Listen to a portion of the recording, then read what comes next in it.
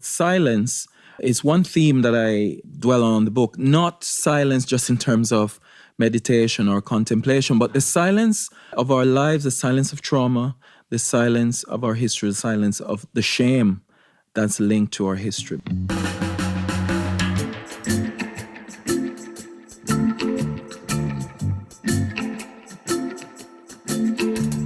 This is Writer's Mosaic in Conversation. John Siddique talks to the poet Jason Allen-Paisant about the move from poetry into prose, in particular with his new memoir, The Possibility of Tenderness.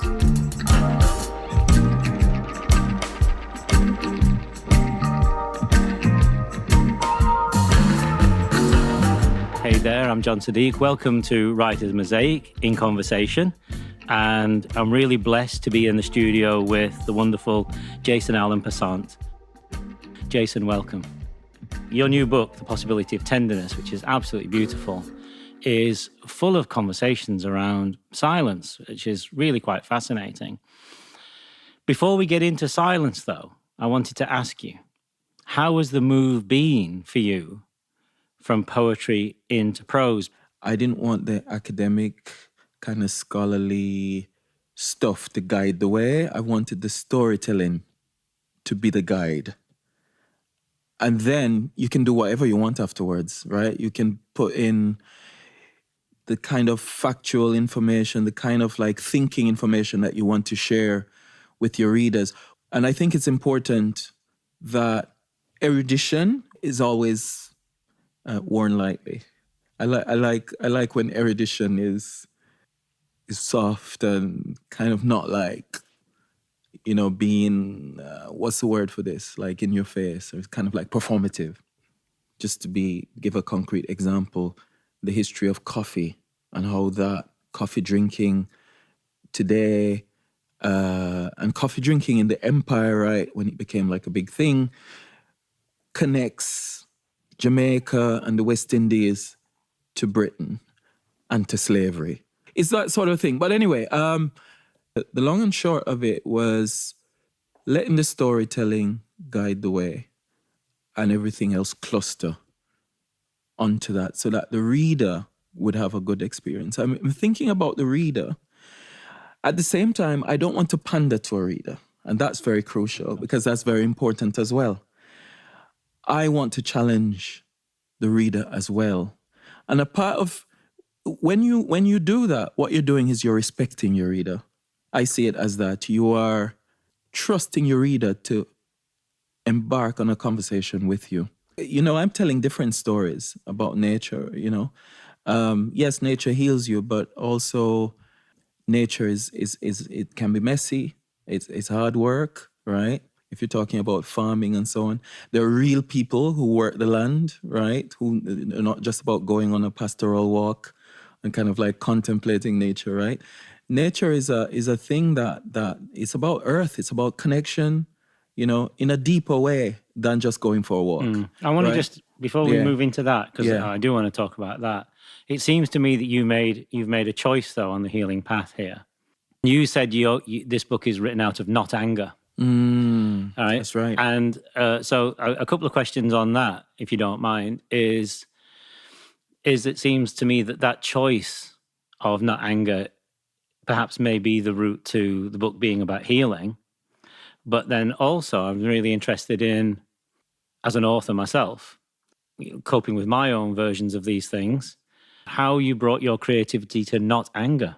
Can you talk about that internal mechanism or the creative mechanisms a little bit? It's an interesting grapple that I was doing in that opening chapter, which is one of the last things I wrote within that chapter. I wanted to contextualize the project. I was urged by my editor at the time to do it, but I saw the need. I agreed because the book sidestepped the typical lens of talking about nature in the UK at the time, which is typically there's a lot of racism and we're angry, right? And there is a lot of racism and we are angry, right? That's true. That's a legitimate sentiment, okay? But what I was doing was to look at our lives through a different narrative, to say it can also be crippling when all that we're allowed as an emotion is anger. When all that our narrative of our life or lives is read through is anger, okay? So you're the angry people or you're the anger people, and that's your only legitimate conversation or discourse or entry into the discourse. I wanted to say we can enter the discourse also through power, through the kinds of empowerment that we live in, that we know. And we need to go back to those. Would you say that's a choice that we have to make? That was a deliberate choice.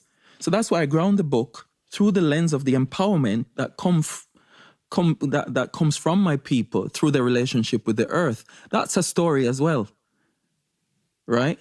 That's a story that they try to rob from us. And I'm saying, no, I'm recentering that story. I think that's one of the most important things about the book, quite honestly, that choice is made. And I don't think it's hard to understand. I'm telling the reader, yes, we are angry, but this particular book is not going to be about that. It's this kind of complexity that we have to inhabit, we have to embrace. And so that's the conversation around what I call non-anger, the right to non-anger, right? So the right for our bodies to thrive, to have peace, to be in peace, to be in that sort of relaxed kind of nervous system where we inhabit our time, our space, whatever. Where do we find that? We have to find that. We have to arrive at that. Those forms of care that come through community. That's why community is so important in the book. Because it's community in Jamaica, where I'm from, talking about the community and how the community cares for itself and for each other. But it's also talking about community in the UK, community that I've found, but also the community that all of us need to find around nature for our well-being. What is the root of that consciousness for you?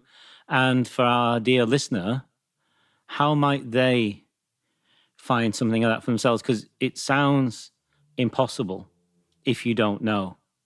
I feel that if I didn't have a community of friends, many of whom are artists as well, where I can just turn up at their door, go sit in their living room, have a chat, or we can just get together and we're always checking in on each other. And these are people who practice a lot of the things I talk about in the book. Let's just say the more than human. They tune into the healing power of herbs. These are spiritual people, are like-minded people to myself. And I have that kind of friend, and I have several of them where I don't need to phone them up to say I'm coming to your yard. I can just turn up and knock at the door. You know, that kind of people. Mm. And I think if I didn't have that community around me, I don't know if I'd been able to survive. Mm. Friends like those encourage you, and they keep you laughing. They keep you happy. They remind you of joy. I think I also carry something with me, that, shall we say, spirit of my grandmother. That I speak about my grandmother in the book, but that sense of power that you carry, that you know that you're connected into a larger universe, that is fundamentally benevolent, I feel.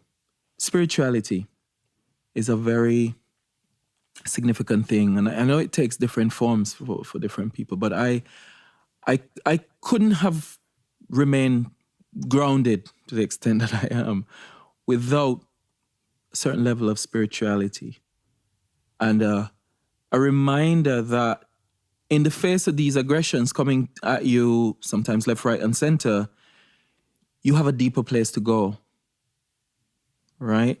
That's just more powerful than the 3D reality that's around you. So those are the ingredients, I think, that help me. I just wonder how location and writing and how they fit together for you. Location influences writing a lot, because it influences the texture of writing. It's location is sound. It's the spirit of a place. It's the sound of a place. And so when I'm in Jamaica, I write differently. Probably certain levels, certain qualities of the writing flow better as well. I think location is also the way you see, the way you look. And so that's one quality of the book as well. I found that one of the challenges and the beauties for me was to just be able to talk about certain things by having memory jogged in a way that I wouldn't have been able to talk about them if I'd been over here. Probably it would have been more as nostalgia. But there, I'm able to bring certain realities into literature without, like, I'm speaking from the place, so I'm not translating. That's the word that I'm looking for. Where sometimes you can be tempted to translate because the de facto kind of imaginary reader, well, that's a temptation anyway, to see that reader as a Western reader that's not gonna understand the language that you're writing about. But if you flip the gaze and you step into that reality, you're speaking from that reality, learn the wisdom of the people, the knowledge system of the people. I think the beauty is to stop explaining, to just inhabit that. And that's a greater gift to the reader as well, I feel. I heard your voice very clearly when reading the book. It was literally you, as if we're sitting here right now, telling these stories in a way. So it's really interesting to see both those things, both you removing the projection of the reader and also the dissolution of the implied author. Fascinating the way you put that. Yes, I did try. I did. It was intentional. My thinking around those things. I'm talking about places that where people don't need to go to the supermarket. No, and that was amazing to read. These places literally still exist, but a lot of people, I think, don't know about them. Never consider that there are such places. I wanted to bring in this different reality of land, and like I said, it's also describing these places is also seeing how people talk about land. Right, there is an intimacy there that doesn't exist in places like these. And speaking of intimacy, one of the things that I found really interesting is how at the time you're growing up more than now, things will have changed now a little bit, as you say in the book, but how unboundaried the land is and that there's common land and, people literally are growing their own food and so on. And that is a dream for a lot of people here, but for people of color, people of global majority, it's kind of, my family are from, my dad's side is from India and so on. So that will have been there too. But then it's been kind of colonized and changed and packaged and changed up. And to kind of read about these kind of open landscapes with food growing and Congolin bringing you carrot juice and so on and things, just that removal of boundary, how that feels in the body is really quite interesting. Because I was reading this book with my body, as it were. And you can literally feel. I live in the countryside. I've lived in the countryside for more than a quarter of a century, and I grew up in the countryside. I grew up in a town, but with countryside very nearby, and it would be my escape from racism and the skinheads of the 80s and all this sort of thing. I'd go running off into so everything I know has been the hills, but it's always been a sanctuary. But what I noticed is that where I live now, people think it's the most beautiful open space. But actually, when you walk through that land, all you're doing is walking through between two narrow walls on a path that you're just about allowed to walk on. Yeah. Whereas I'm reading your book, and it's like you can go anywhere you want, almost, And if you do wanderings, you're going to get fed.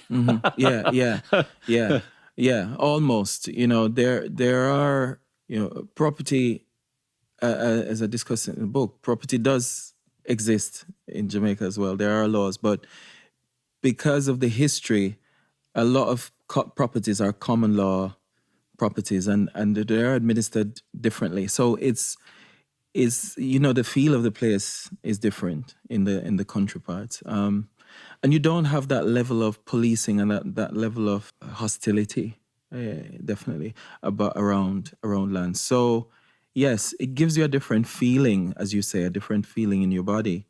That's beautiful. That's liberating. And there is globalization is a thing that has affected these local peasant-based communities, as it has communities around the world. But thankfully, they still are able to thrive and survive. And one of the important things was to be able to shift traditional, accepted mainstream capitalist discourse around the peasantry, which has, terms like poverty, backwardness, and such the like, to say, what if we looked at these kinds of spaces and livelihoods? What if we took another gaze to not have, it's not about creating a dichotomy in the romantic sense of modernity and nostalgia or anything like that, to look at what's positive and affirming about the rural lifestyle, right? The independent food growing lifestyle. And there are several things you can do. One of them is gain lessons for what we can do in our cities, because a lot of us are still going to live in cities, right? You're a writer, I'm a writer, right? But so gain lessons. Secondly, we can look at land in different ways. A lot of people are already, which is why you get the post-COVID phenomenon of people just land in country areas getting more expensive because a lot of people are wanting to move back. They want a piece of earth to cultivate on their own. This happens in Jamaica as well. So it's not like a dichotomy to say like, better, worse, or modernity, nostalgia, but it's the kind of way we reframe our thinking around land, around food growing, and about all sorts of that sort of thing. So that was the challenge of the book, alongside this thing that I'm doing around history, showing how a lot of what we take for granted today was built on the backs of, people like me, like my ancestors, and disenfranchising them of land. But also this more, shall we say, contemporary thing of looking at what the land there teaches us today. We've been talking quite sort of elegically, the body and the earth and so on. Just one darker thread I kind of want to lean into is that we started out referencing how in your earlier books you talked about silence so much, and silence kind of surfaces again in this book.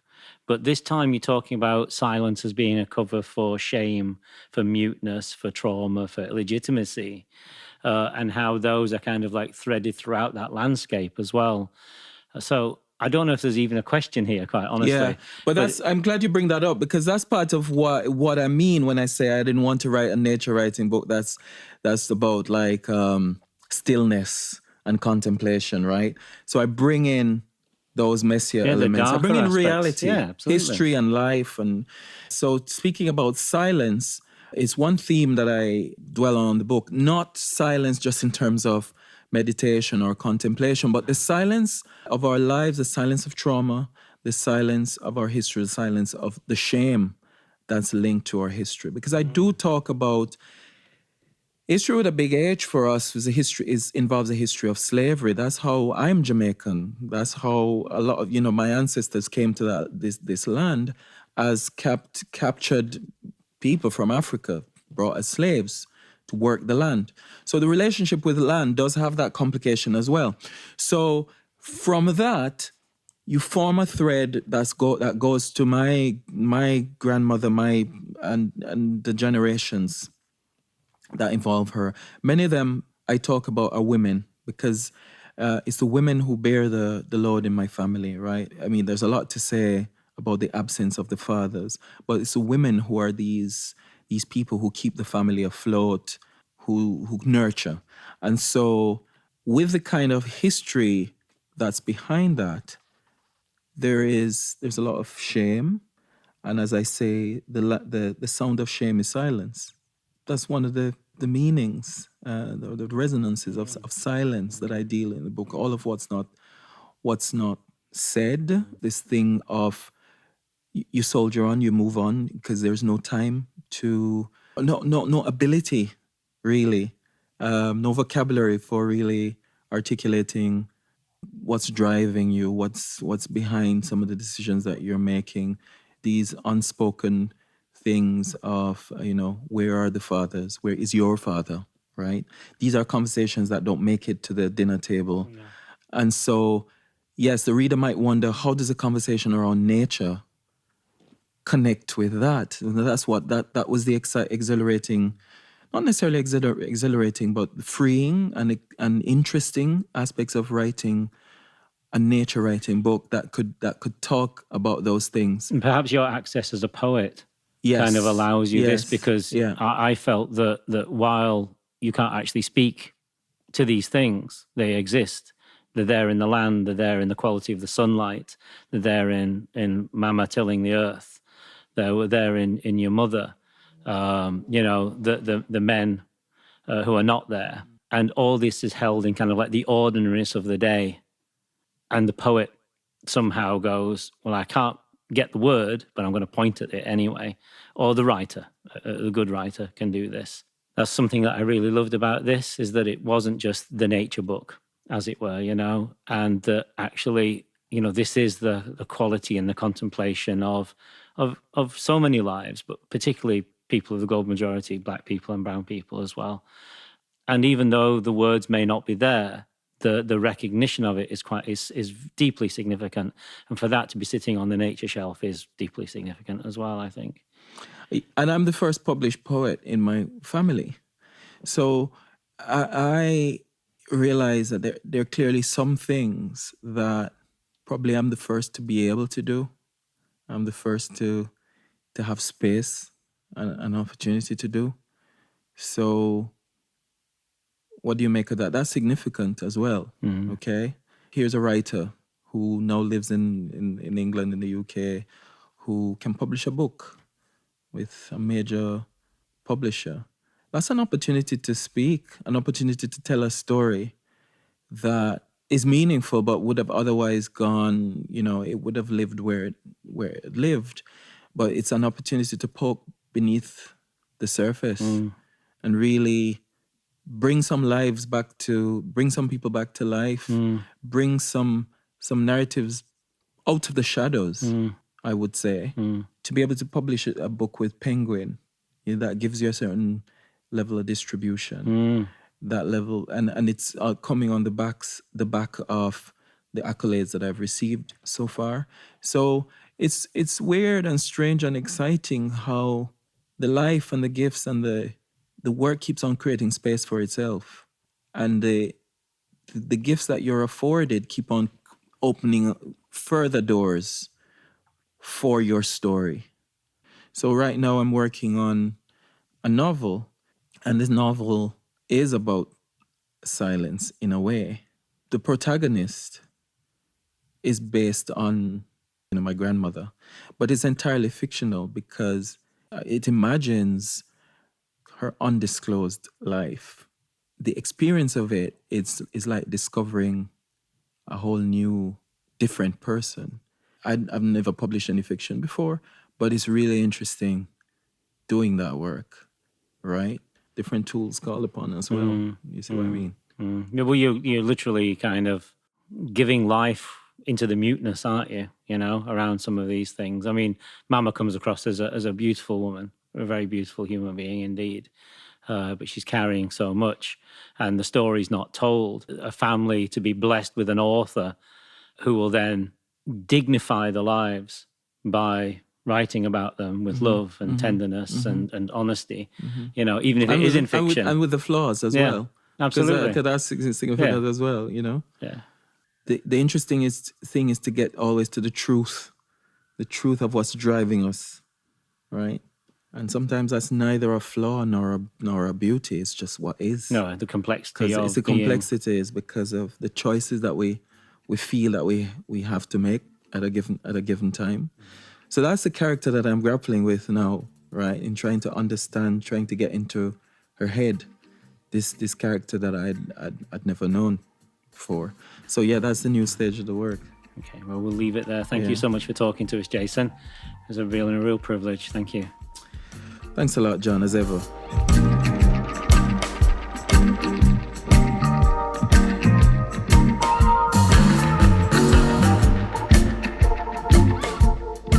John Siddique was talking to Jason Allen-Paisant. To hear more writers, go to writersmosaic.org.uk.